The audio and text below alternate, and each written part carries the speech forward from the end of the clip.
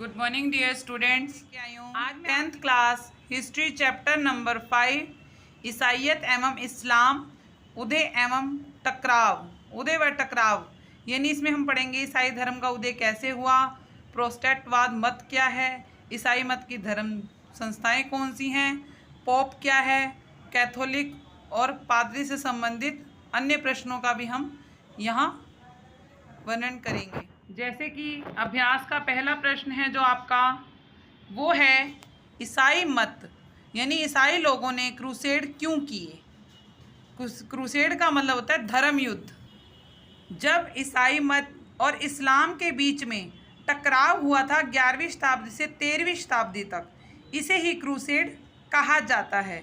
इस क्रूसेड के लिए कुल 8 अभियानों का समूह बना था। कारण क्या था ईसाई और इस्लाम के बीच में टकराव का? तो कारण ये था कि ईसाई मत का जन्म फिलिस्तीन प्रदेश के यरूशलेम में हुआ था और यह प्रदेश इस्लामी शासकों के अधीन आने लगा। आरंभ में यहाँ ईसाई लोग बड़े शांति से प्रेम से रहते थे। यूरोप से बड़ी संख्या में ईसाई यहाँ पवित्र यात्रा करने भी आते थे, यानी यरूशलेम के स्थान पर यात्रा करने के लिए आते थे। परंतु मुसलमानों ने ईसा मसीह की पवित्र समाधि को नष्ट कर दिया।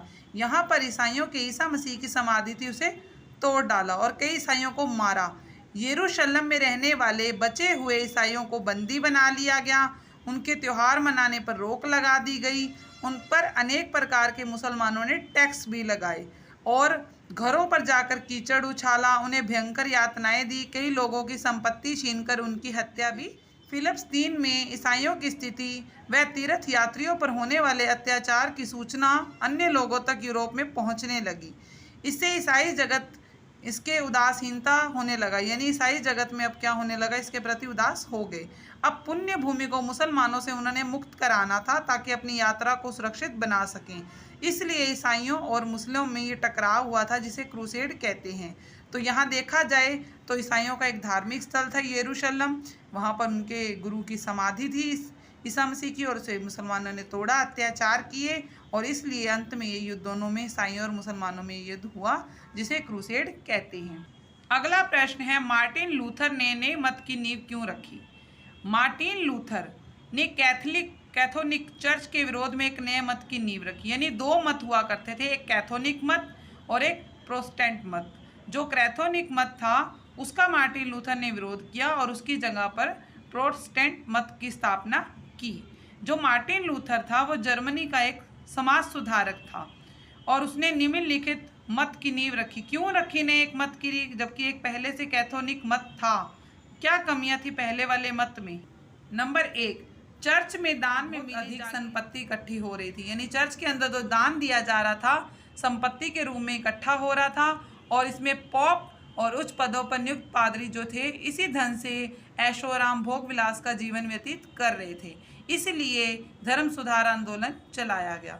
दूसरा, चर्च में पादरियों के पदों को बेचा जा रहा था, यानी आपको पादरी बनना है तो उसके लिए धन में ये पद बेचे जा रहे थे, जिसके परिणाम स्वरूप लोग चर्च के विरुद्ध होने लगे। तीसरा, पादरी पोप स्वकृत नामक दस्तावेज, इसमें यह कहा गया कि जो भी ये दस्तावेज खरीदेगा उसके सारे पाप खत्म हो जाएंगे, वह पाप मुक्त हो जाएंगे।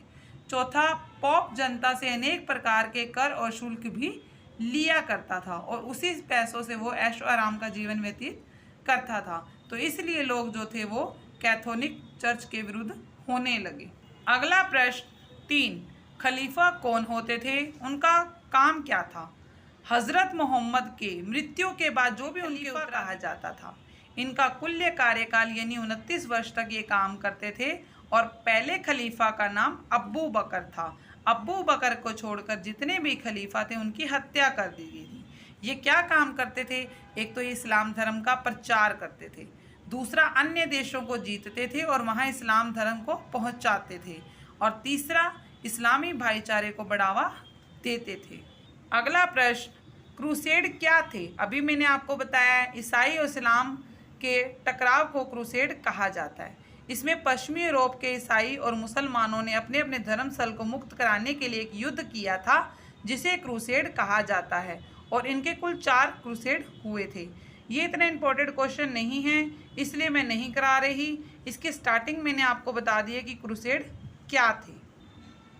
प्रश्न नंबर 4, चर्च क्या है, संक्षेप में बताइए।